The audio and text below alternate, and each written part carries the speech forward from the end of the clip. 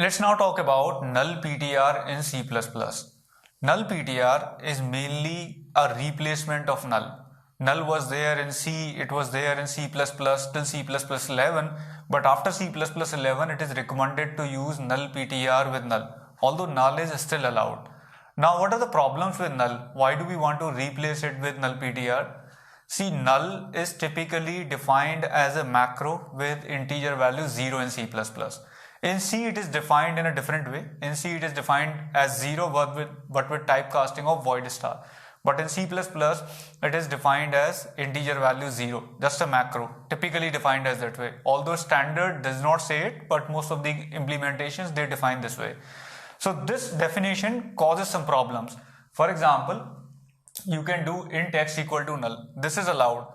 Although some modern compilers, smart compilers, they will throw a warning, but this is still allowed. Your program will still compile. There might be a warning though.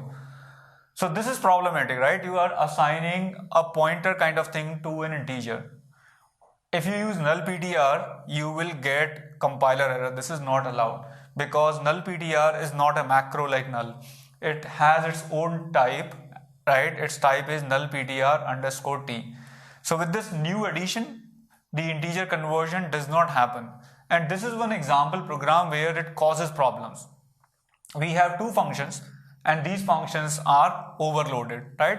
One function takes an integer and the other function takes a pointer. And it can be any pointer. It can be a character pointer, double pointer, any type of pointer.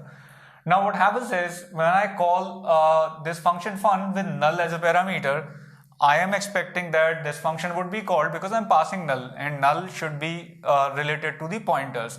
But what happens in fact is I get compiler error. It says ambiguous call to fun because this null is replaced with 0, right? It's a macro. So it can make a call to this or it can make a call to this. And pointers can also be assigned as value 0. So that's where the problem arises. We were expecting that this function would have been called, but we get compiler error instead. If I replace this null with nullptr, then there would not be any problem, right? Because nullptr has its own type. So nullptr is mainly an improvement over null. Anywhere you use null, you can use nullptr, right? And null works fine unless you write some sort of this code where automatic integer conversion happens.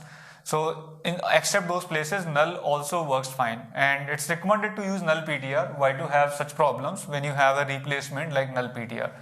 And like you can use null in places where a boolean is expected and null means value false, right? And any other pointer value means true. Same thing happens with nullptr. If a pointer is assigned as nullptr and if you put that pointer in a boolean expression in an if condition, then you will get the output as false. That condition will be treated as false. And if you put any other pointer value except null and nullptr, you will have the value as true.